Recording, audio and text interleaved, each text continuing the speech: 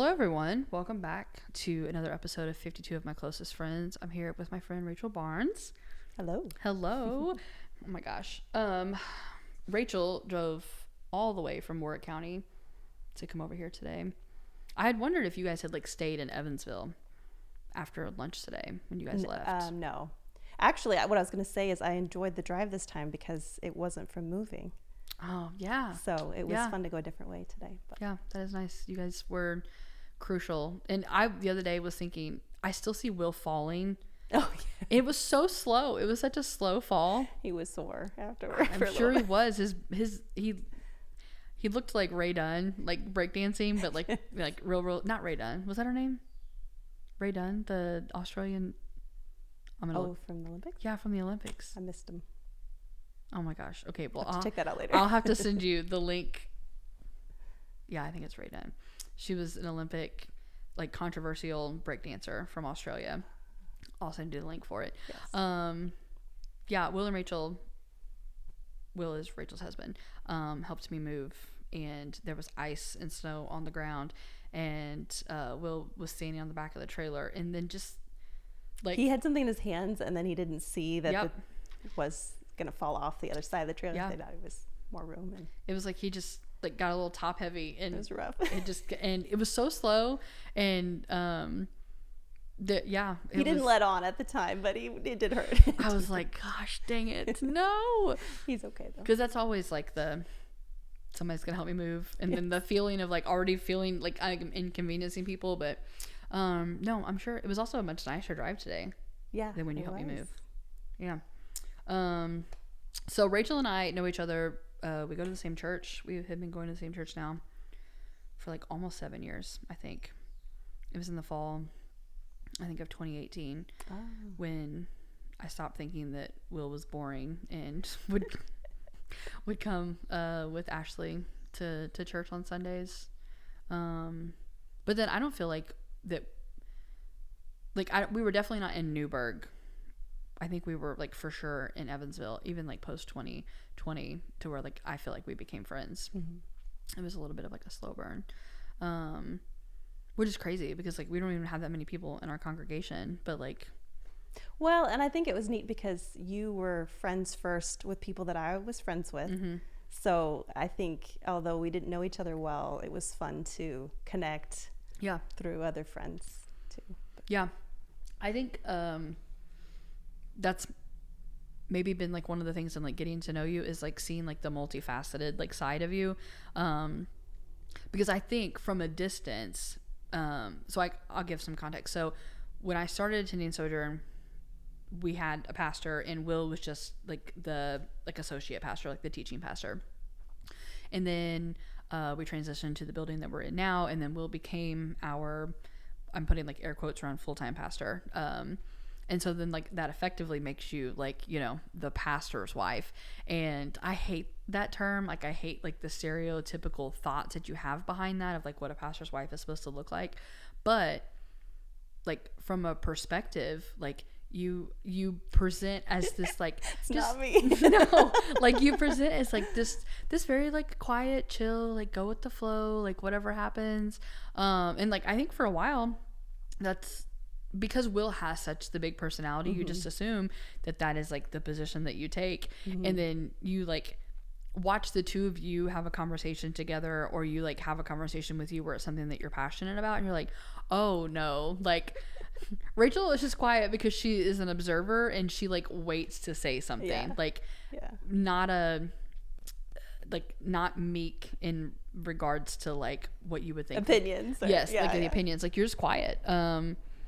I'd like to take things in before I weigh in on something. Yes. And I'm sure that there is a term, it's called slow to speak. It's called slow to speak and quick to listen. But yeah, I think that was one of the first things. I knew that you liked to sew and that you were Will's wife. That mm-hmm. was the basis of where I started with these things. And then I don't know. I just feel one day we just started talking. I was just oh, no. I think it was a sense of humor, your sense of humor, that really, I was I'd like to talk to her more. I want to find out what kind of trauma. We gotta sort through to get there up there. No, it's like, I like this. I want to hear more of this from Hannah. So. Yeah. Well, and I think there's also just a process of like when you're getting to know people. I mean, eventually in that room, like you're going to have more dedicated conversations with people, just because that's just kind of how we run into. And I'm hoping that I'm better at it now, but maybe more so used to be like, I'm just going to stick to things that I know and things that make me feel safe, or I'm not good at entering into a situation if I'm not sure how the conversation is going to go. Yeah. And so there was probably even a hesitancy on my end of, I have that too. I can relate to that. Yeah, like sure. Walking up to someone who I know is like, who I don't know, but like am perceiving as like a very quiet person, and then trying to like establish those friendships. And we were like, you had friends that I was friends with and vice versa, but then it's like bridging that gap to where then like we can become friends, you know? Yeah. And I was like, she is not like, she's different. She's different. And like, but like, and I don't like, not opinionated in like a bad kind of way, but like I feel like that's like one of the first things that I noticed was like, you're not afraid to share your opinion, but it comes from a place of like, you also know what you're talking about. You're not just, well, I don't think my opinions are worth fights necessarily. I don't know. Yeah. And not to judge anyone, but I don't know. You can learn a lot from listening sometimes. Yeah. Not that you always have to listen, but Yeah. I don't know. I like to get to know people, and I might differ from people even as I share my opinion, but yeah. I'm not one that loves arguing necessarily for the sake of arguing, that some people are great at, and that's good for them. But yeah. I feel like too,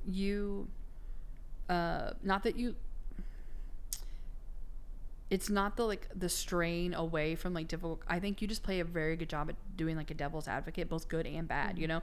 Like if I come to you with like this rough situation, you're like, yeah, I see that. But like also like, this is a good thing that came out of that. Like, I feel like that you do a good job of like, that is a rough situation, you know? Like before we were starting this, we were having a conversation just about how crazy your year has been. But you're also like, but like, there's also this good stuff that's happened, you know? Like, but then I also feel like on the other side of things, you do like sit and listen well enough to where like, we could be having like a super like jovial conversation. And if someone was to share something that like is either like if I decided that I wanted to, like become self-deprecating, you'd be like, we're not going to do that, like you would be very quick to like step in. I think it's a fine line. Yeah. And I think I wouldn't do that to people I don't know very well. I wouldn't offer other thoughts or questions because I might not know where they're coming from, or I don't want to harm or hurt them. But I appreciate being challenged, I think, in a kind way, or coming from a good place. I think it's helpful, or I don't know if it comes from being in a more male industry that I work, but just like, I don't know if it's like problem solving, but probably more often with people that I know better would have a tendency to want to help solve a problem versus just solely listen. But. Yeah. No, you for sure a problem solver, but I mean, like, you also like, you sit and you collect that information before you then present it, like I'm a problem solver that is like right in the moment, like there's not a lot of forethought. I just go with my gut reaction, and sometimes it works out, sometimes it doesn't. There's good too, because sometimes if I'm put in that situation, I might freeze. Yeah. I have frozen where I'm supposed to jump in, and sometimes you just have to. There's not a time to pause, or you're put on the spot. But so I would say I would like to work more on being able to improv. I was gonna say improv argue or improv share my opinion. Yeah. I remember when we went to that wedding in Brown County last year, and we were taking the tour of the Hard Truth Distillery, and like I don't even know, I don't remember what the context of it was, but like you had shared your opinion, and then like Will had something, and then you said something. Like it was not an argument, it was not a fight, it was just like you both were just like sharing your opinions, and like it was obviously about nothing serious. And it was like almost like striking to me, because like Will is an opinionated person and you are an opinionated person, and typically like putting two opinionated people together don't work. But you both have told me, like, you're like, yeah, no, I didn't want someone that was just going to go along with everything that I said all the time. Like, I wanted someone who had like stake in the game. And that was very encouraging for me to hear, because I'm a very opinionated person. And the idea, I think that because we're taught that like opposites attract, you know, and that if you're this type of person, then you need to be with the person who mirrors you. I mean, I don't want to just like argue all the time, and like you and Will do not strike me as people who are just like that's just not who you are, and I refuse to accept it, even if you were to show me the evidence otherwise. But a place of like kind of like I'm denying myself, but I'm still sharing my opinion, you know, like I'm sharing my opinion and I want you to share yours, and then can we work on like finding a compromise in the middle, even if it is what are we going to order for dinner at Hard Truth, you know. And that to me, it was just like encouraging to see, because you also see other people who are both very, very opinionated, and what starts as like a very, very small like banter turns into like a trip ruin for everybody else, you know? Yeah. Well, we were friends first, so I feel like for me that really helped me feel like it doesn't matter what my opinion is, because his acceptance of me is not based on my opinion. I don't have to worry about offending him or saying something that's gonna, I mean, I could hurt his feelings for sure, but I think the opinions that we share are not at each other. We're never attacking each other. We're just, it's like less personal that way. I'm sure. I don't even remember what the context was. I have no idea what it was. But I don't know. It's nice to, because it's more engaging with each other to hear our opinions, whether we agree or not. I think we have to decide in times of like, okay, well, who feels stronger, or if it's a matter of like making a decision that, you know, plays out different times in different ways. But yeah, I appreciate, because it's more, you get to know people more, and it's more engaging through sharing rather than just always being quiet or not having an opinion. But yeah, I even wanted that on like, I was thinking that before we even met, on like, even with stuff at the house. Like, and you know, some people may truly not have an opinion, but I really wanted that. Just tell me what you think, because it helps make decisions. And maybe in times I don't care myself, and he might care about something in the house, like rugs. He loves rugs. But I don't know, just as a matter of walking together. It's you to feel less alone, I think. And it has to like increase your perspective, because despite the fact that you're both opinionated, you all might be the opposites attract in so many other areas, you know? But like I have my opinion, and it is the perspective of a lifetime of knowledge that I am forming this, whereas like he is also forming his opinion based on a lifetime of knowledge, and like, which is where you can butt heads because you're trying. But then on the other perspective, like if you don't, like if you are just like, I don't know what to do about this, but I know that he doesn't care, then you make like a lackluster opinion, you know. And everybody's different. Some people don't want people that are opinionated. Some people just want to be able to take their hands off the situation and just run with it. It makes me nauseous thinking about. But I don't know. And I think too, it also translates in like the way that like you communicate with your girls. Like I think I've told you before, I really love that you I gotta interject. It's okay. I gotta interject. Obviously Suki is in the room because it's just what happens. We're in here, and I am gonna have to take a picture maybe, because Rachel and I are both sitting on my couch, and Suki had a very big day yesterday. She's very, very tired, and she is just got her head like laid on Rachel's leg, like full snuggled up against her with her tennis ball. Like very sweet. Very sweet. Are you getting comfortable? Yeah, she's got to get comfortable now. It's very, very cute. She's very tired. I meant to mention that earlier, but I was just like, I gotta pay attention to the fact that she looks real cute right now. But you like, you like bring your girls into conversations, and whether it's like, I don't know, like I'm thinking about at Christmas we were at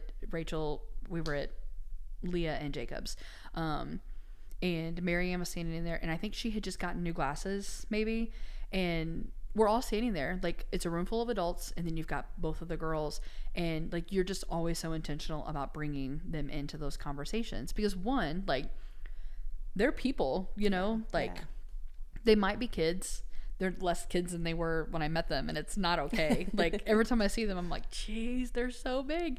But like they have things that they want to talk about and share, but also you want them to, you were teaching them like this is how you interact in a social setting that looks maybe different than what it's, because I mean, like at their age, you remember, you're just friends with people because you're there in the same room with them every day, you know. Yes. Like I only see you once, maybe twice a week, you know, like, so we've got to learn how to communicate through, you know, through life situations. Do you feel like that was do you feel like that's something that you all are intentional about? You're just like, no, like we're just. I think so. I think I'm really passionate about, I mean, I think people want to be seen, heard, and valued regardless of age. And I think as a child, I don't really remember a lot of my perspective as a child, but I talk to my girls a lot about like what you watch doesn't determine your age, because I think a lot of times as they're growing up, they're thinking, oh, I can't watch this anymore, I can't appreciate this book anymore because I'm too old. And I disagree. I think, which is ironic because they're watching Murder She Wrote right now. I love that. They enjoy some older things, which has been fun to walk with them in, but I think kids know if they're enjoyed or not, and they know if they're respected or not. And I don't know, it's not that long ago we were children, you know. Like I struggle with people not being able to relate to children, because like we were all children at one point. Like, not that you remember all the details there, but I just appreciate respecting them and walking with them and having conversations with them. Even as my girls are making friends, getting to know their friends too, and just offering them that, because I think, like I said, I think everyone wants to be seen, heard, and valued, regardless of age. And we learn from each other. They challenge me. They're so smart. Their perspective. I love asking kids questions. I love it. I think sometimes adults get annoyed with kids' questions, but I feel like I still kept that internally as a child. I still ask why. I don't always ask, because I know it's not always appropriate, or adults may not have the time, or, you know, people my age may not have the time, but I still kept that myself of like, why is this that way? And I tell my girls, I think it's important as an adult to be able to relate to kids, to offer kids. And so I don't know, I just think I really truly do enjoy them, and I want them to feel that, and to feel that they are enjoyed by others too. And it's not just words, it's in our actions and how we're walking together. Well, I mean, like, maybe I'm just biased because I've known them for the last couple of years, but they're just very well-rounded individuals. And we were talking recently about Marianne and the instrument that she was thinking about choosing and playing in band, and you just gave her like this opportunity to make a decision based upon like what she wanted to do. And it wasn't just what do you want to do? It's like, what do you want to do? And like, why are you arriving at the decision that you're arriving at? And then she was able to put a name to it and say, well, like, I'm influenced by this, and I'm influenced by this, and I'm influenced by this. And in sixth grade, like those were not the conversations from what I can remember, you know, like I don't remember sitting down with my mom and giving an intellectual reason behind the reason that I want to play the saxophone. I thought that it sounded cool, you know? But your like intentionality upon like helping your girls determine how to make decisions is beneficial. But then it also at the same, like, it's benefiting you, because you're like, I'm learning. I'm learning, because they have different perspectives, but also you may have not thought about how they arrived at that decision, because it's not how your brain works. And she was struggling to make a decision. She was a bit paralyzed.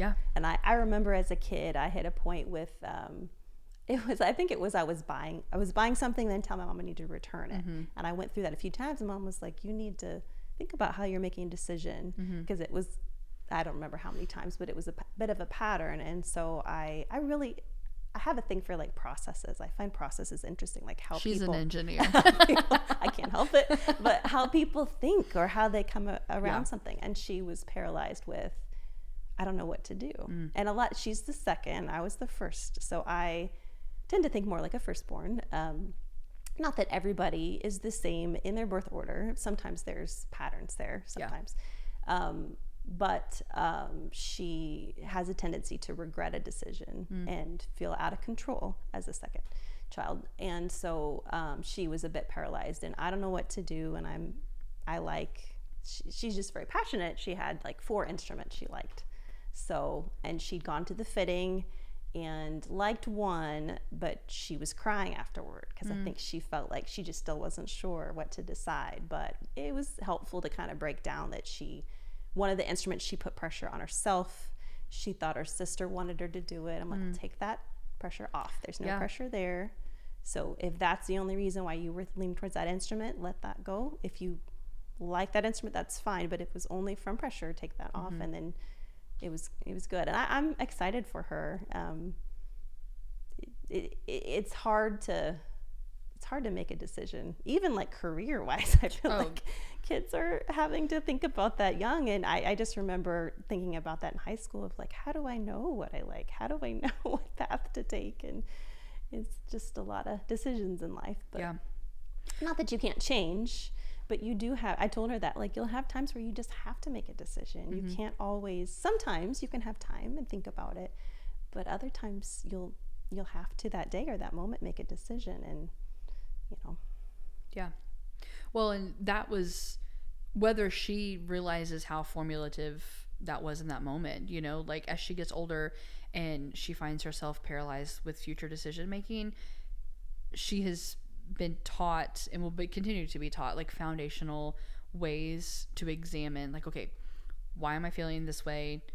Not in a way of like out of those feelings, like not that she's like running away from them, but like, okay, how do I sift through this and like find the thing that I'm looking for? And when you were saying that, it took me back to this moment. I was a sophomore in high school, and we went to Branson for this Beta Club trip, and I was like raised to be a tomboy, like my best friend taught me how to put makeup on, and I just, it wasn't something I also was just like incredibly like into, but like my friends were. And so like I tried to fit into this mold, and we were like shopping, and Victoria's Secret will do like fittings, like where you can go in and like get measured. And I felt so insecure, like so insecure, because it was like nobody else in there had ever done one of these fittings before. It was like, we should just go in here and do this. Like, I just remember there was like 6 of us girls that were like walking around the landing that day in Branson, and I got so insecure and just like shut down the rest of the day. And so much so that like that night we like ate our dinner and like went to our whatever, and then we went back, and I was like sitting on the balcony of this hotel like crying, and I could not put like words to what I was thinking. And not that like, at 16 I would have been able to sift through everything that I was feeling, but I think about now, like let's say that like, I don't know, that Marion in a couple of years is like in a very, very similar situation. She has been given skills to be like, okay, why are these thoughts processing through my head? Like I mean, it's a very vivid memory that I have. And to be honest, like my friends, like came out and they're like, what is going on with you? Like, and I don't think I was honest with them. I don't remember what I told them, but I do remember that I was not wholeheartedly honest with them, because how am I at 16 supposed to be like, I was insecure about, because I don't even think that you're insecure. Like when you're 16, you don't know what insecurity is. Right. You just know you feel different or overwhelmed. Yeah. Like these are unnamed feelings. And as an adult now, looking back on that, I'm like, okay, that was just my moment. That was my moment. Every single one of those girls have had very similar moments in very different circumstances. But for me, sometimes is like almost like a driving factor for me when I'm like in the moment and I'm feeling something. Now I'm like, okay, let's just stop for a moment and like examine why I'm having these feelings, and not, and like I said, not in a way where like we're forcing ourselves to make a decision to like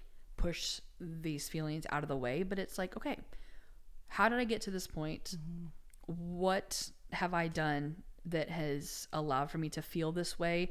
And what in my past have I done that has allowed for me to feel this way? And like, how do I find the connection between the two of those? And it took me a little bit later in life to like be comfortable with like sifting through some of those harder feelings, you know? Yeah. Because like, not only like was I incredibly insecure, then it was like really embarrassing. It was embarrassing. Like I'm out on the balcony, like crying because I didn't want to get measured for my like bra size in high school, you know, like, like number one, I look back now and like none of them would have thought that was weird. One of them probably would have been like, yeah, like it was weird. It was weird, Yeah. but I just did it, you know? Yeah. And it just, I think it like, it felt like this like weird shame. And I don't know that I've ever even like publicly like mentioned this before, but I think just having those skill sets of being able to like examine, like, I think maybe when you said like that she cried after her fitting is very, that is what like directly triggered me to that thought of that. But there are just, you just get like so worked up over things, you know? And as a kid and even as an adult, I mean, I'm not here to say that I don't get overworked. Like I don't get worked up over things to where it, you know, results in some sort of like an emotional response. But I also like, I'm 31, almost 32. Like I have learned how to be like, okay, I'm worked up and maybe on the surface, this is why I'm upset and we can dig into the deeper stuff now, but it's not, I'm going to do what I can to like try to manage it at the moment, you know? Yeah. And your girls also feel safe enough to do that with you, you know, like they feel safe enough to like have an emotional response with you and know that you're not gonna like shut that down or be dismissive of how their feelings are. And you know, I've appreciated counseling, I'll say. Like, it's not coming from me. it's good. It's good for everybody. I the other day, one of my friends brought up, she was like, you talk about therapy in every single episode. I was like, because everyone Yes. should be doing it. Actually, one of my most recent episodes that I recorded, I mentioned that like, and it was in a very specific circumstance, but like, if you don't have someone that you can talk to, like go pay someone to talk to, you know? Yeah. And not even from a sense of like, I just need a trauma dump, but like, Get help. Like there are people that just know more than what we do about ourselves, and there are ways for that to come out. And this is another plug for therapy. So I hope that it's working somewhere. Yeah. I mean, like you and Will are very intelligent people, but like you also both like had other people like sit down in a room and be like, okay, like let's break this down and let's talk about that. And it's evident, like you are seeing the evidence of what happens when you have like two healthy individuals working together to try to raise two healthy individuals. Yeah. Well, I think too, I have memories. I didn't do sports as a kid. I took a few lessons, and I loved someone watching me and tell me, like, I remember golf lessons, a couple summers. Someone would watch me and I would like swing and I'd go up above the ball, and someone would watch me and say, okay, you're doing this, change this.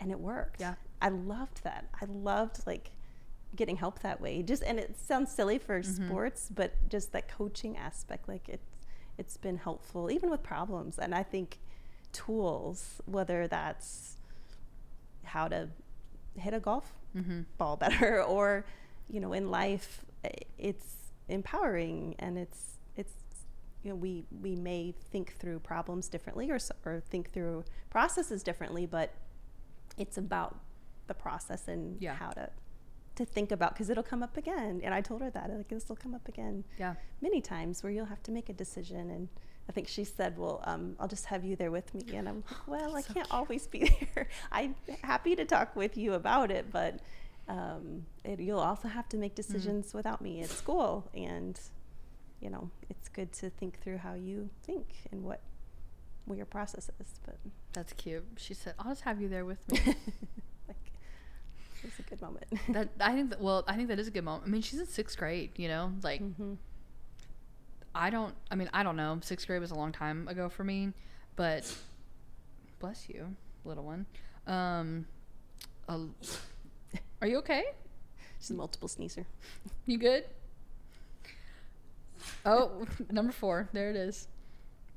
Yeah, a lot of kids wouldn't want their mom there in those like emotional times, which I think just again like feeds into the environment where you have included them into conversations, you know, like you've made them seen as you like the loved, valued and heard, seen, valued and heard.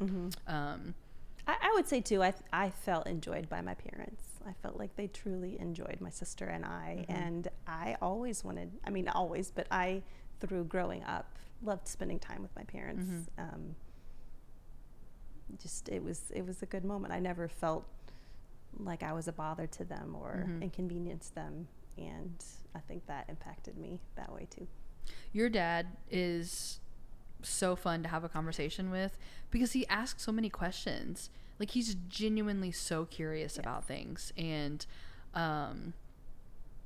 like I just never know what kind of topic, you know, I'm going to come up with. But like when he found out that I was from Southeast Missouri, I mean, I have no doubts that he did some sort of research to be like, okay, I'm going to go back and like, I have more questions about this, you know? So like when we go to lunch at Denny's on Sunday, like he'd be like, okay, so this road here, like I drove this once, like, are you familiar with this area? Like he just, and I see like some of that in you, you know, of just that, like that desire to not just like hold on to the information, but then like to use it like for good, you know? Yeah.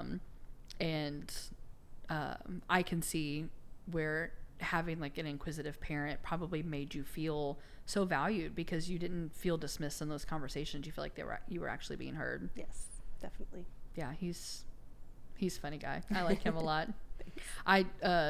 Somebody this weekend was talking about knee surgery, and I was like, my friend's dad had both of his done, and I was like, the first one went really great, and then the second one he had a couple other conversations. I said, but don't ask my mom her opinion because she said she'll drag that other leg behind her the rest of the life because it was so bad. But your dad like is like a trooper. Like he had both of his knee surgeries replaced, and he does like night hikes, and loves to get out. He loves to get out, and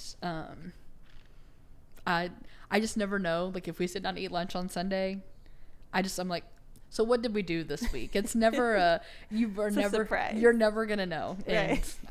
I like that a lot. He's a funny guy. It's been nice to get to know him. Thank you. I will never forget. We were in small group. We were in the Pelser's basement, and he had been painting and was like running behind. So he just left his like white, it's not a smock, but like his coveralls on.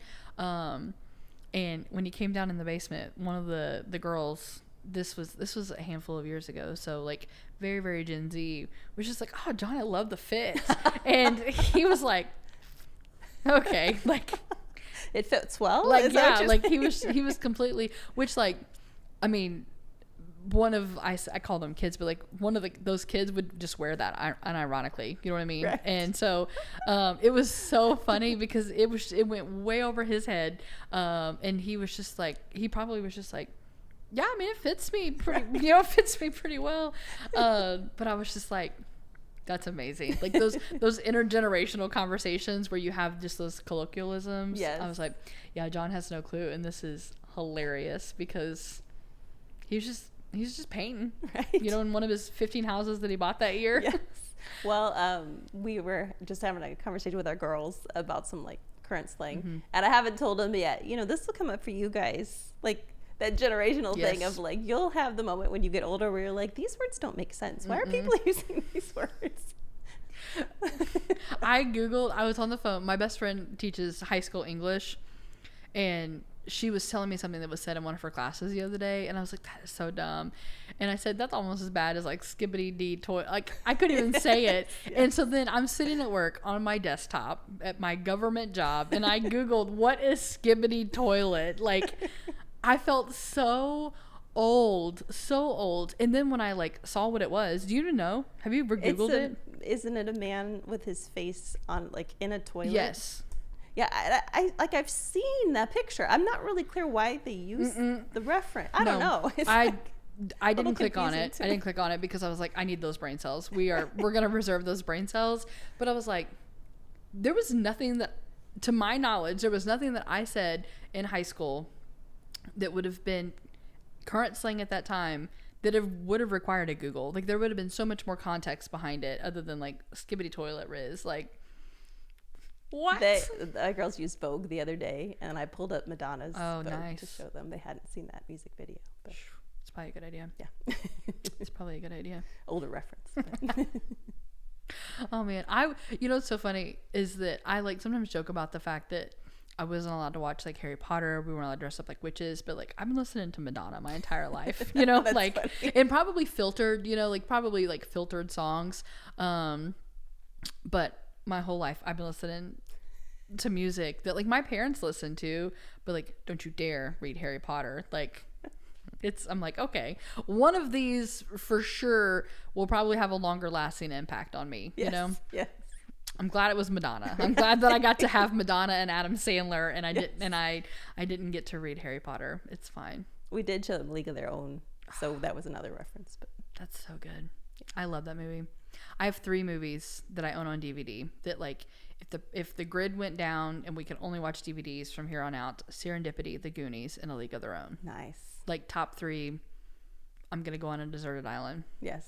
League of Their Own is I need to rewatch Serendipity. That one's been longer for me. It's so good. It's so good. It's like it's a Christmas must watch every year. Nice. It's very enjoyable. Okay, so I mentioned earlier you were a pastor's wife, which it just feels weird because I think after I got to know you and you were no longer like just Will's wife, like I was like, I think that, and even let me get my words out. The church that I grew up in, it was smaller. I don't know. I would say it was probably a little larger than what we are. It teetered somewhere between like 120 and 70, depending on the years.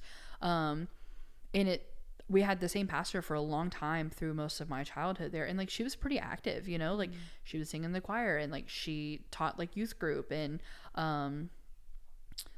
I think she did it because she enjoyed it, not because it was like, well, I'm a pastor's wife and I should probably be involved, and, there was a woman who was like a pretty great influence in my life when I was younger. And, she said that she just always felt called to be a pastor's wife.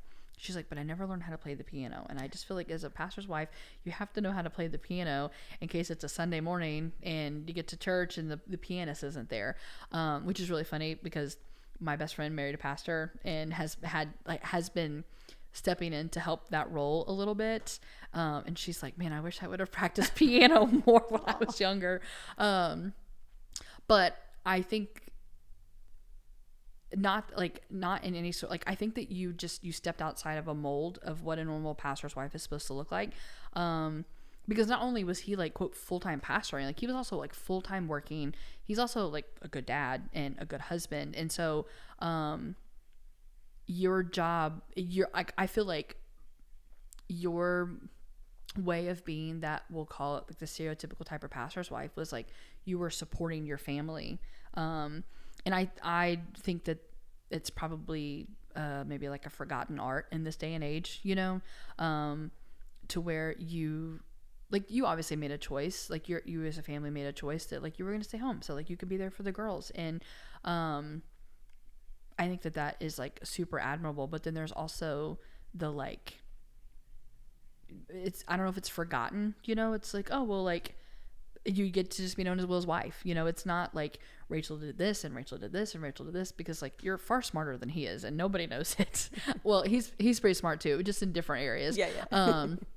But like, yeah, I think that it's been neat for me to watch the transition of like you now going like you're back to work, and like he has scaled back, and to kind of like watch those dynamics change. And I mean, we've talked about it some, but do you feel like it was balanced? Like, do you feel like that there was that balance in your life where even maybe before you all knew what was going to be happening, where Will was going to be feeling like he needed to pull back, you felt like, I think I kind of want to get back into work again, like, do you feel like that was like a seamless process? Yeah, well, I will say it's been a little odd for our girls, I think, in that we both have been multivocational. because I was full-time at Whirlpool before we got married for engineering. And then after or before I had Marianne, that's when they shut down. Yeah. So with losing that job, shifting into that, and I wanted to, but he waited till later to go to school, trying to figure out what he wanted to do. And so after a couple of years of having Marianne, then I was freelance. And so I did some things freelance and multitask there, and it was flexible, and I could do as much or as little as I wanted. And we both had just very different backgrounds between the two of us. So I feel like as our girls got older, it's been different for them in that we didn't necessarily pick one job path, and we didn't necessarily go down that path traditionally throughout their life. And so I don't know, in some ways I hope that's good for them to see, like, you can do different things. You can go to school for this and then use this for something else later, or the hardest part is just deciding what you enjoy rather than there's just a lot of opportunities out there. But I do feel like we tried to balance that dynamic with each other through having our first and then our second, and then as COVID hit in different times, I think we tried to communicate that well. But yeah, I was just thinking from our girl's perspective, it's been very different, because at one point he had 3 jobs that he did, and then me shifting from freelance to full-time remote. I don't know, we're just not very traditional, I think, in a lot of ways. That just is what it is. But yeah, I felt supported, and I'd wanted to be a stay-at-home mom when we were going to first have Cora, and he wasn't in a place yet where he could, because he wanted to get his master's. So I went back after having her, and then things shut down from Whirlpool. It worked out that from that change, then I stayed home with Marianne, and I enjoyed that, and I was glad we were able to do that. But I know too, sometimes both in the couple aren't supportive of that, or whether that's the husband wants the wife to stay home and the wife doesn't want to, or vice versa. We kind of shifted in that when I went back full time after Cora, he and his parents were able to rotate taking care of her in that time, and then with Marianne I was home. But yeah, I'm thankful for the time, and I think it's been good. We've just, I don't know, I guess asked questions of each of Will and I along the way of, like, what do we enjoy, what do we want to do, and what does that change look like if it is a change. And I don't know, maybe because we're both similar that way, it wasn't as much of a shock in transitioning careers. But yeah, my dad has worked like the same job my entire life, and it's not a normal 9 to 5 because it's the railroad. And then my mom stayed home, so that was the norm for me. And it wasn't really until I was like graduated high school and moved on that I just began to question, like, what do kids do after school, because like my mom, either we rode the bus home or my mom picked us up. But I mean, the American workday is 8 to 5, and there's a 2-hour gap there. And I mean, you find out later what kids were doing after school, what they were either going to a friend's house or grandparents, or in my little town, like there were a couple of like after school, like daycare centers that kids could go to. But my normal life was like, my dad worked on the railroad, and that looked very different all the time. And then my mom stayed home, but then like my best friend's parents, like they both worked every day. And so like they went home, like they had a list of chores, and that was what was expected to be done of them before they got home. And teaching, like I'm somebody, I think maybe because my dad just had this elongated career for so long, and when I was coming up going through college, they were talking about all these statistics about how, like, millennials are going to be the generation, that bounces every 3 years to a different job. And I just remember reading that thinking like, well, I don't want that. Like, I want to be able to just be at like find a company that I really like or a job that I really like and just do that for a long time. And then I thought that I was in that place, and then it didn't. And I see where God has like opened other doors for that. But I also think that it's good for your girls to see like the balance, you know, of like dad was carrying like this load of, you know, like he was working all these jobs and he was doing these things that he enjoyed, but now like mom is back into doing something that she enjoys. And I think it's also a luxury for your kids to get to see that the jobs that you're doing are things that you enjoy, and not just, well, I'm going to work, you know, like Marianne asked me that not too long ago. She's like, do you enjoy your job? And I was like, yeah. She said, well, I could see, or maybe it was Cora, I can't remember now. But anyway, one of them asked, and they said, well, I could see if you didn't, that'd make for a long day. Yeah. And I don't know if they were like thinking of their school day and at the time in their school, but I was like, yeah. No, I do. Which, I mean, it kind of just goes back to like, if I job shadowed you for a day, I think it would literally blow my mind, you know, like I think it would, I don't even know, when someone's like, oh, I'm an engineer, I'm like, cool. Like, I don't know what that means. I just know that you all are pretty important in like structural things, you know, not even just like construction type of stuff, but like we need engineers for lots of things. And but like I would hate that, you know, like I would absolutely hate that. But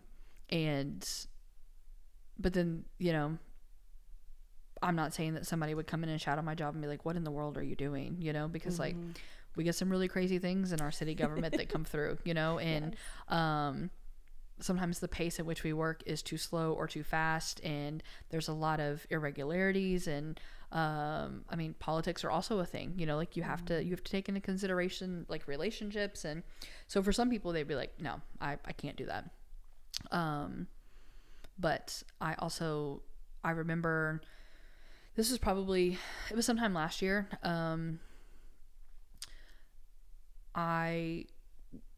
We were trying to figure out what to do with the basement at church because we've like made improvements, but then there's still like a whole like construction zone downstairs that needs to be taken care of. It needed to be cleaned up. It needs somebody to go through and organize it. And that sounded terrible to me. It sounded absolutely terrible. And so I was the one that was like, okay, I'm going to try to find somebody. But then the way that I would present it was like, listen, like, we got this job downstairs. I totally understand if you don't want to, like, I couldn't sell the job that needed to be done because I myself was not passionate about it. And then Greg, like, walked down there one day and was just like, this looks like so much fun. And so I like met him at the church one day, and he had been down there for a little while already. And he was just like, yeah, he's like, this is great. He's like, I can come down here.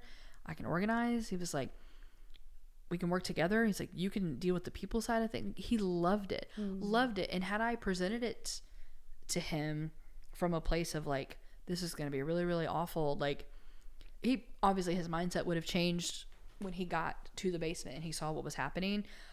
But like, I can't go and work for your HR department and try to convince people how to become engineers because, one, I don't understand what's happening. Two, I'm not passionate about it. It's not something that like I can like put my cart behind, you know?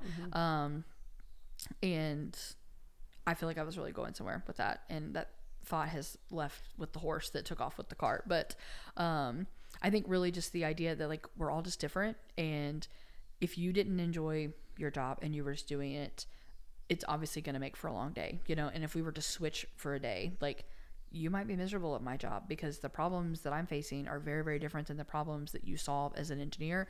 Whereas like if I sat down at your desk, I wouldn't even know what I was doing, you know? And not due to like lack of skills or lack of training, but like the processes in which those are set up are made for different people. And but I think you bring up a good point. It's good to know yourself. Yeah. It's good to know what you like, what you don't like, what your giftings are. And if you don't know that, it's good to explore that. Yeah. Because it's not comparing or saying one's better or worse. No. It's knowing that I know that I like this and I enjoy this and I want to pursue this. Yeah. And that could change in life. That could change as you get older. The things that you enjoy may change. Yeah. But I don't know. I think a lot of people maybe don't know what they like. No.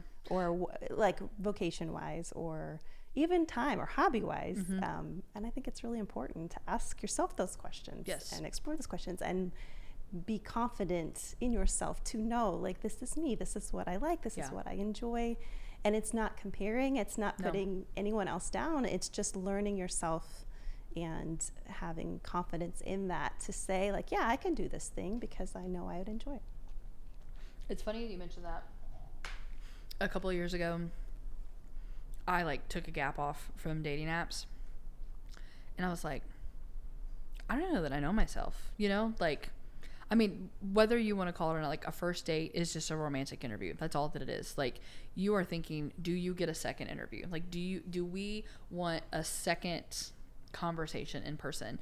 And not that you have to like go in and it needs to be this like super rigid structured thing, but like on that first date, like you have a conversation, you talk about interests, you talk about hobbies, and I'm like, what do I answer? You know, like I can tell you things that I enjoy doing, but I'm like, do I actually know the answers that I'm asking other people? And so I just took like, I don't know, like 6 months or so, and I was like, I'm just gonna try to answer these questions for myself. And it really changed because I'm like, I'm asking questions of other people that like I don't know that I can confidently answer myself, and they do change. Like I think about who I was like 5 years ago versus who I am now, and I'm like, I don't even know, like those women, they don't exist in the same room sometimes. And when you were mentioning, you said this like way back about like kids and making their decisions, and we may have even talked about this prior before we started recording, but kids these days are expected to make these like decisions about their vocations, you know. And I think about like I think Bossy and all the high schools may have it now, but they have like those vocational paths that they can take. I'm like, if I want it, like if and I get that for some kids they're like, this is the option for me.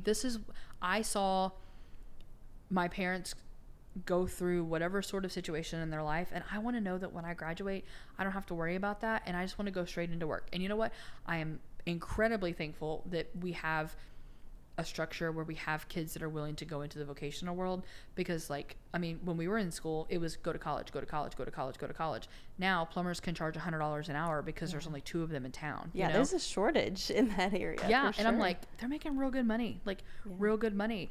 And so like I'm thankful, but I also think like, had I been 14 and they were like, hey, so you'll have a guaranteed job in 4 years, one, I would have been like, no, absolutely not, because you want me to make up a decision for the rest of my life. Secondly, I'm going to be bored of that in 2 weeks, you know? And I mean, if I was to look back now as a freshman in high school, what I wanted to be, I don't have a clue. I'm thinking probably an attorney. I don't know. I mean, it could have been a zookeeper, you know, like I think the sky is the limit. And I'm not saying that everybody gets a luxury of being able to do a job that they love, because like some jobs are just, they're just jobs. Like sometimes we just have to do them. But knowing yourself and recognizing that they're all important. They're all important. And I think my brother is one that I think about a lot.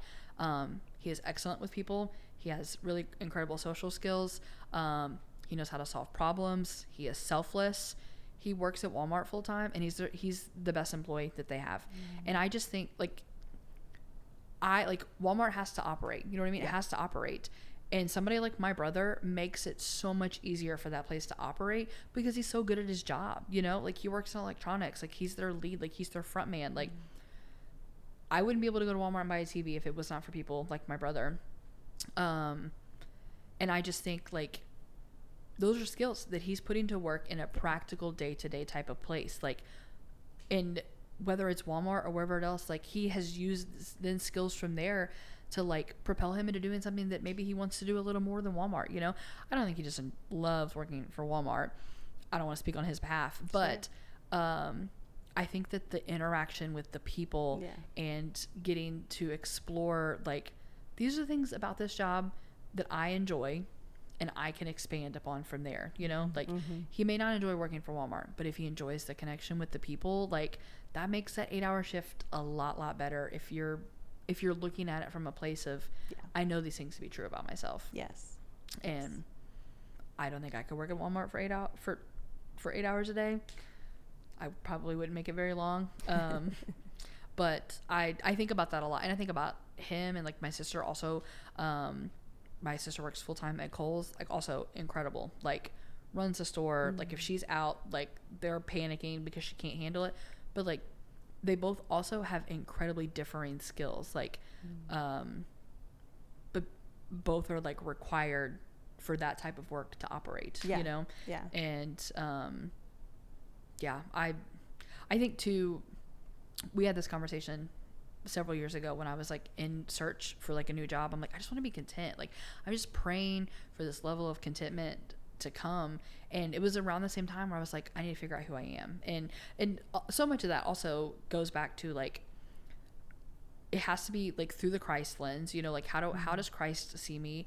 I'm only going to find contentment through him because I went through a Dave Ramsey class with you. You know what I mean? Like I've tried to find contentment in my own life and it doesn't work because you just end up spinning in circles.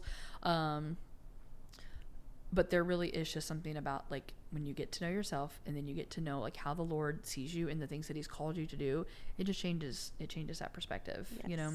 And I think you are able to also support other people because it's not a competition. Like you feel less insecure there's always insecurities for sure, but you can be excited for others in the way they're gifted, even though it might be different from you, that there's admiration for everyone's gifting that varies. Yeah. But do you feel like that there is an area of your life that you're competitive?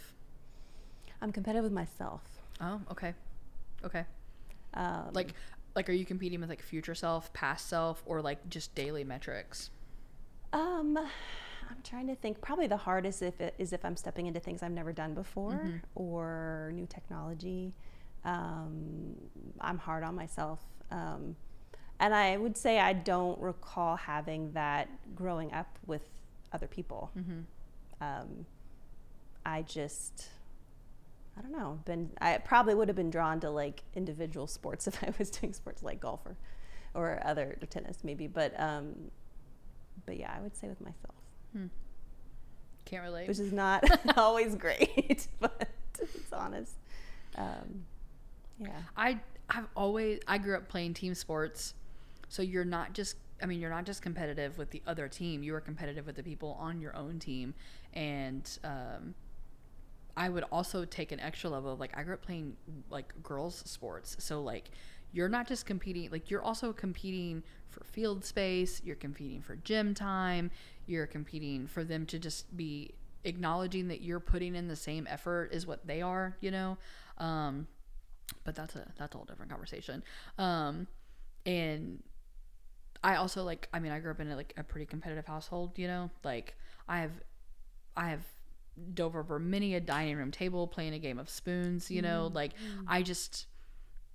I think that there is something like I want to win, and that has changed. Like the idea of winning has changed. But I also, if I pull that lens back and I think about like a competitiveness, like as I get older, the less competitive I become, I'm hoping is due to the lens of like I'm denying myself more, and I am letting the things that are maybe not hills worth dying on, you know, just kind of exist, you know, or like what you said earlier, like some opinions are not worth arguing over, and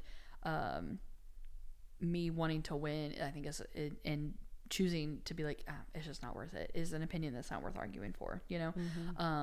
That doesn't mean that just doesn't manifest itself in other areas of my life. And I think I've shared on here before, like I'm very hypercritical of like who I was when I was younger, because I always just want to be the best version of myself.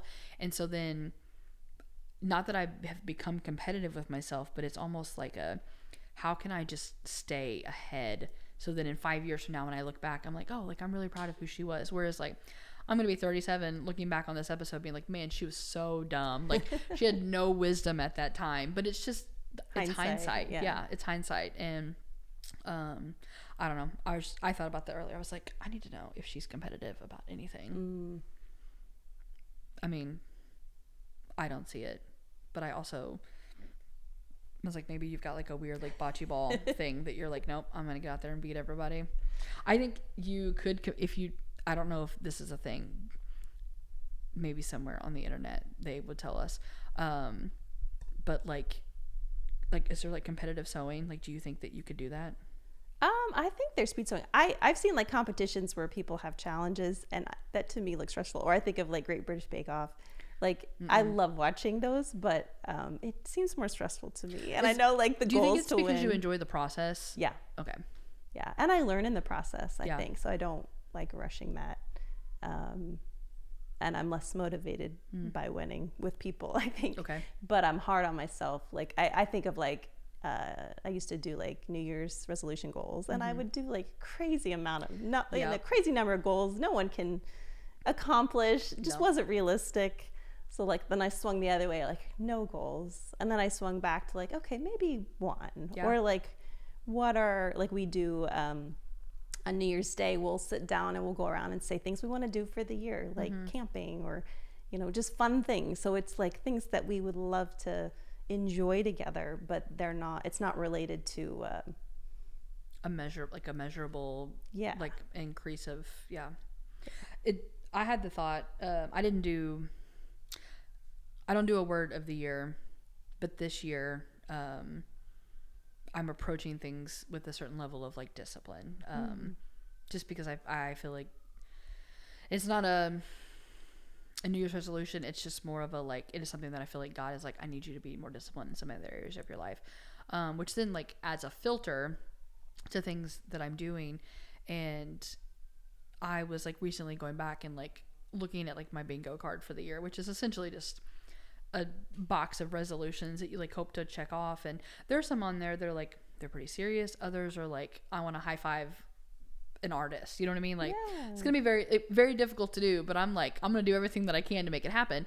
But it just made me think, like, why do we have these New Year's resolutions? Like whether it's like competition with ourselves, or if it's like reframing the mindset that we have, like like the number one every year is they either want to save money or lose weight. Like those are two things. Travel has also become one that's at the top of the list, but I think also inherently like it's deeper rooted, like there is something where like we just desire to be better people, like to be better humans, even people that are like just mean and rotten and selfish, and I could consider myself in part of that crowd at times. There is this desire to like, I just want to be better, like when people fall in love, they say this person makes me better, or when they have kids, they say my kids make me better, or when they start a new job, they're like, oh, I'm gonna learn all these new skills that are gonna make me better. And there is just something about like with a New Year's resolution, you're giving yourself these goals that are immeasurable. And if you were to write out right now everything that you wanted to work on, God's like, it's going to take you 10 years, but that feels so overwhelming for us. But I love that it's like he has instilled in us this need for us to be seeking something greater than ourselves. And at the moment where we realize I can't obtain that on my own, he's like, you're right. Hello, nice to meet you, and that's been something for me this year that has been through this like path, I don't know, like looking at discipline and not looking at it as a New Year's resolution, but rather like this is just a process of like sanctification. It takes some of that overwhelming feeling off. I think there's good in learning too, like whether sometimes I think goals can be based on like what we think we should do, or we feel bad that we're not doing, or we're and there's maybe good to absolutely have something to say, I'd like to try, or change this. But I think learning, there's always more to learn. And I think there's good in that, however that's looked at for the year, what that, but I don't know, I think just for me, it's been a balance of like realistic expectations. But time goes by so fast, there is good, I think, in the heart of a resolution to think the year's going to fly by, and I would like to have things that I'm intentionally thinking about and wanting to work on. There's I think maybe in, I guess, a society, we've like pulled back on some of those like big ones because we're never going to obtain them. So like this year on my bingo card, I want to do like more than 12 puzzles, that's totally obtainable and it's super fun. And guess what? If I don't do it, like the only piece, like, I'm just missing out on not putting a puzzle together, but guess what? I can do it tomorrow, or I can do it next year, or maybe never again, you know? Or if you did two, you maybe did more than last year. So. Exactly. You know, or like you know, learning and growing, like putting that you want to read more is not a bad thing. Is the expectation there so that you can just like mark something off of a list, or is it because I'm like, I want to take a step forward into being who I am as a person? So yeah. You were listening to Mumford and Sons at the beginning of the year. Was that right? Are you still on a kick with them?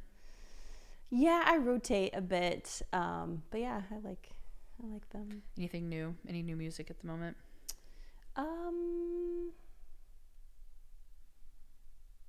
We've been listening to Wicked a bit. We just watched the musical, comparing the original and the new one. Yes. They're both good. Yes. But I like musicals. Yeah. Trying to think. Coldplay. Have you listened to their newest album? I haven't. Oh, okay. There's one song on there. I think you could cut the entire rest of the album and just play that song. It's This Feels Like Falling in Love, but it's all smushed together in one word. Oh, actually, I have a playlist. I'll like make my own playlist. Yes. And I have that on my. It is so good. Like. Yes.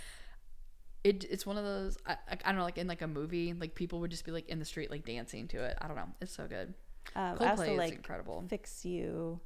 There's a Jacob Collier. Okay. When he was doing a concert and he brought in the singer and did it with the crowd, like his thing where he conducts the crowd. But it's really like that one too. I like Jacob Collier a lot too. Okay, I'm gonna look that up. Coldplay is impressive.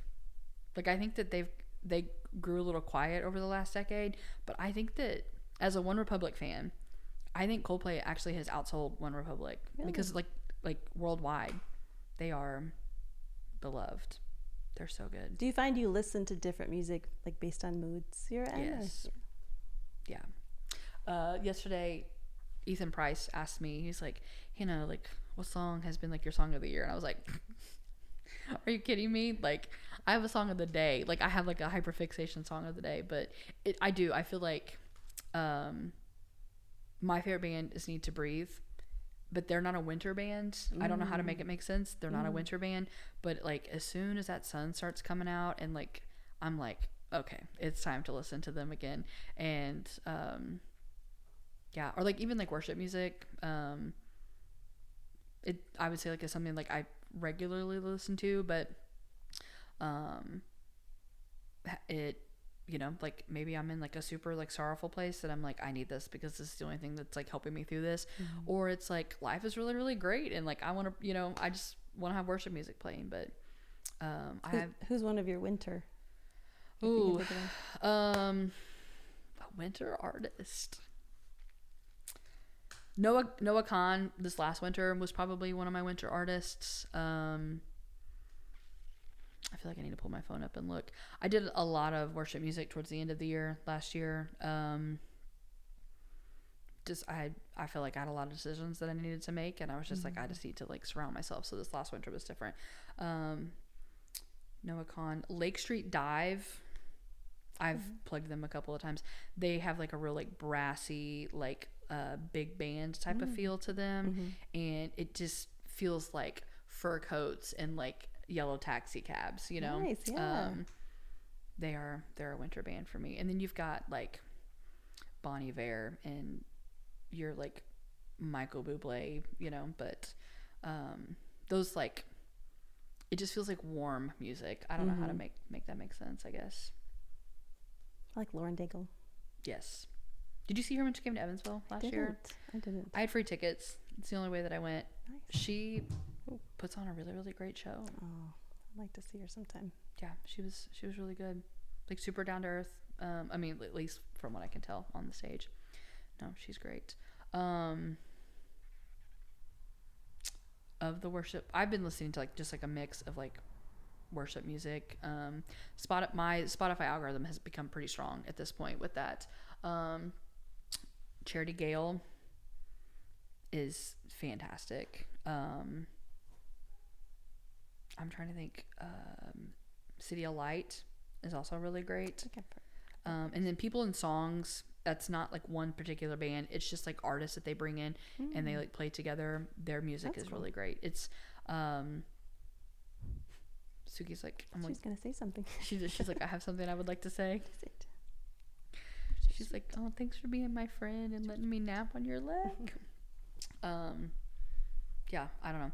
I wish that I would have explored music more when I was younger, because I don't know. Like if someone was like, you have to get rid of all multimedia in your life, I'm keeping, like, except for one, I'm keeping music for sure. Mm-hmm. It's what feeling sounds like. I enjoy it. Yeah. I'd say I went a long period where I didn't listen to music. And nothing against podcasts, but I just listened to podcasts, and I enjoy that. And that's good. But I would say the last maybe 3 or 4 years, I've been bringing music back in, and just, I don't know why I stopped, or there might have been not a reason, but yeah, I've just enjoyed coming back to it and finding new bands and just listening to it. It's good. People that recommend new music to me, love it. If someone's just like, I heard this song the other day, you might as well just propose to me. You know, like if you send me your song, you're like, I heard this song and it made me think of you, I'm in love with you, like immediately. Because I think that it's amazing to me that, like, of all of the years, we'll just say modern music, like from the year 1900 to now, that's what we'll call modern music, how much has been played and that has been recorded, but yet we are still finding new ways of putting this, like, the sound together. You know, it's like, it's infinite. Like the idea of these different chord progressions and way that they fit, and you got your majors, and I don't even understand it. Like, I did not take music theory in college. I don't understand it, but it amazes me that we are still creating new music, that people are still coming out with original things. Yes. And it just, I don't even think it keeps getting better. It just, there's more opportunities to hear people play, and we have so many talented people. I mean, think about like how small our church is and the amount of people that we have that are like vocally talented. I'm like, what in the world, you know? And then it makes me think, is it just because we have a small church and we ask everyone to sing, or is it like really that case? Like, are people just really talented and they don't know it because, you know, no one's heard them? So yeah, no, music is my jam. You have Apple Music, or at least on Spotify? Apple. Okay.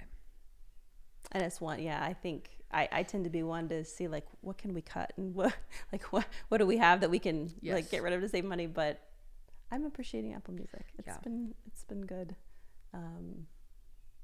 When you were saying about like just different things people are doing, I love that. Like that's what's intrigued me so much about Jacob Collier, because he's found different ways to tune. Like we've had a bass reference for I don't know how many years of this is how we tune a scale, and he's like, no, actually you can not do relative tuning, but you can do it. I don't know that he calls it perfect pitch, but it's a totally different way to tune. And when you hear, I enjoy him, so I'm gonna share about it. But absolutely, but some of his music, when you hear it, you have like goosebumps. You have a physical reaction based, not necessarily based, but just referencing in the tuning's different, and like. He's so innovative. I love that. I love just people thinking differently, and hey, I like this. Let me try this, or what about this, or just with music, and it's so fun. I love learning. Do you have like a favorite song of his that you feel like is? Let me think. He's very talented. Probably the latest album I liked.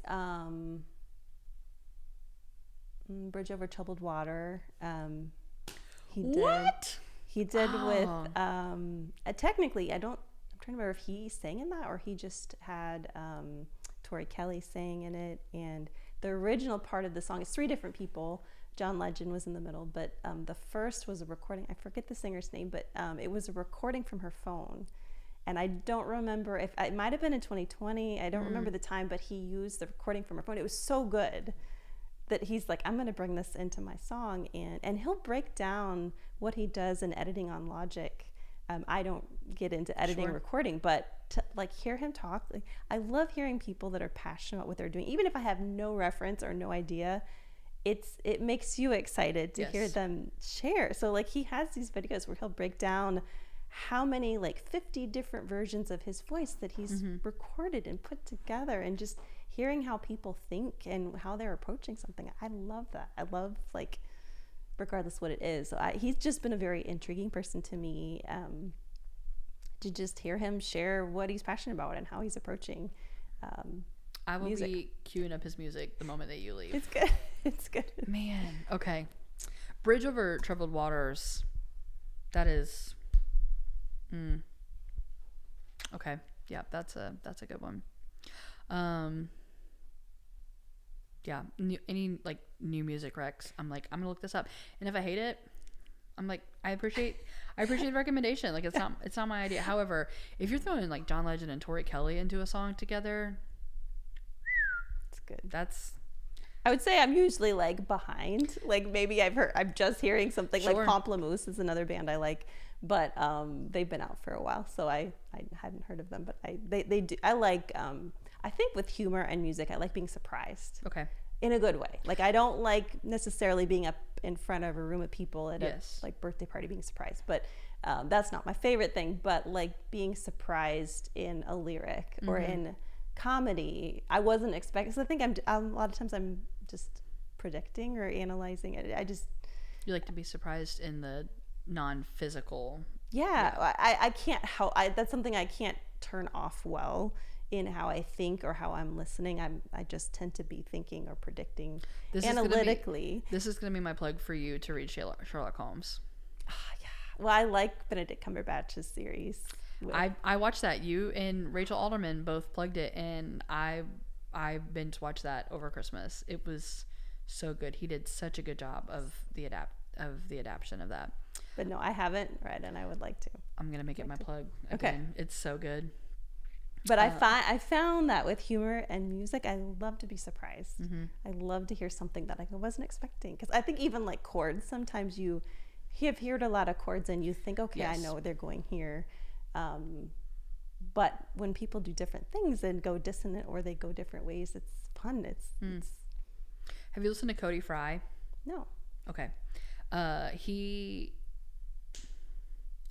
don't even know how to plug it. He's got like music that just sounds like music, but then he also does like orchestra type of stuff. Oh. And him and Ben Rector, one of my favorite artists, like toured together, and like Ben played his music, but like Cody Fry like conducted an orchestra with it. Oh, wow. And he pulls music together very uniquely. I think that you would like him. I think that's what I like about Pomplamoose too, how they'll do mashups. So it's maybe songs you've heard, but they'll put two songs together, or it's kind of a funk twist. Yes. Which sometimes is risky because you may like the original better even with a movie, but I enjoy what they do. I think I enjoy them. But I guess that's why I like a good DJ breakdown, because if they can find like two things that'll overlap really, really well together, I'll dance it out. Yes. All right. Any last questions? Any thoughts? Did you do bingo card for this year? How's that going? I did have chocolate pecan pie. It was on Pie Day. I bought one, and then I invited some friends to come over and have some slices with me. It was great, but I'm like, I feel like I'm okay. Like, like if I want to enjoy it, I can. It wasn't just like, oh my gosh, like I've missed this so much type of thing. So I did have a chocolate pecan pie. I did mark off my free space, which I didn't want to, but that's a long story. I marked off my free space. Do you have a certain goal, like you do one per month, or or is it just kind of? It's kind of just kind of as they go. So like the one that memorizing Ephesians 1 and 2 kind of like kicked me in the rear last weekend, because we are officially, as of last Saturday, a quarter of the way through the year, and I have 4 laminated cards that I keep in my bathroom. And I was like, if I can have the first one done by the first quarter and then the second quarter, and I do not have the first one done. And so, we still have 3 quarters of a year to go. But that just puts a little bit of an urgency, and marking that one off is not in a way of like, oh, I marked it off, but like memorizing scripture, and so there's a little bit of that dynamic to it. I think it's just more fun to know that it is things that I could be doing, you know. Some of them are serious. One of them is like fall down in public. Nice.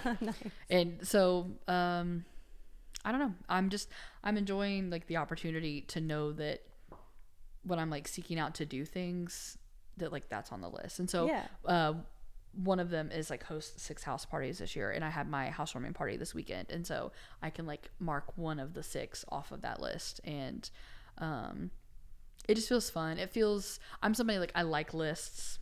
I do very, very well with having a list and being able to mark things off, and so it just feels productive, even if it's just like something silly, you know. I don't really want to fall down in public, but I feel like I needed a contrast to like all of the other exciting things. So do you find through the year you're thinking of next year's list, or is that too much? No, I'm thinking, man, I should have put that on my list for this year, because there are things that have like that I've done that maybe I hadn't planned to do, and I'm like, oh, that would have been really fun to put on there. And not only would it have been fun to put on there, I could have now been able to like cross it off.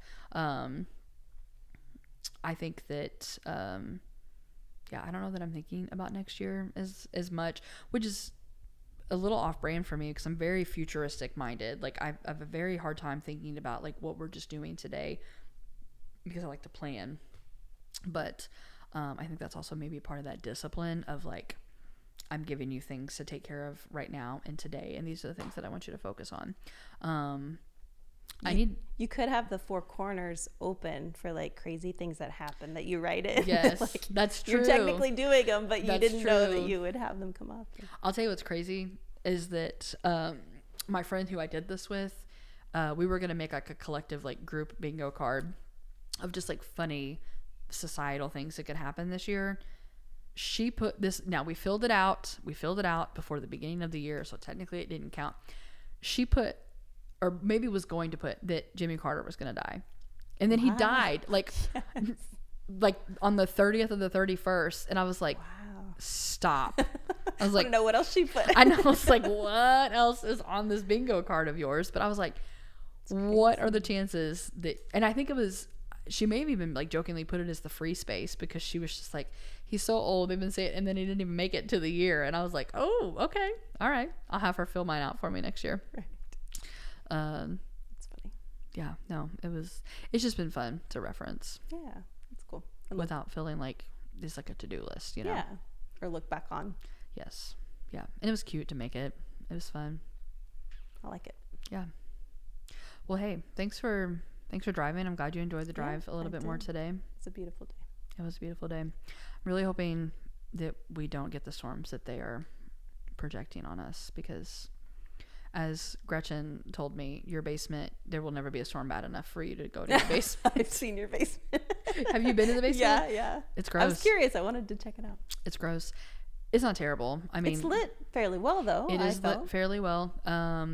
I mean, if they were like, we have a confirmed F5 tornado in the 47713 of Evansville, I might grab them and go downstairs, you know. Mm-hmm. But I do have that massive closet in the bathroom, so yes, it's just kind of gross. And I have 2 black and white animals, so no. All right. Well, thanks so much for being here. This was great. Me. Yeah, it's a pleasure to be with you. It was great. All right. Have a great one, everyone.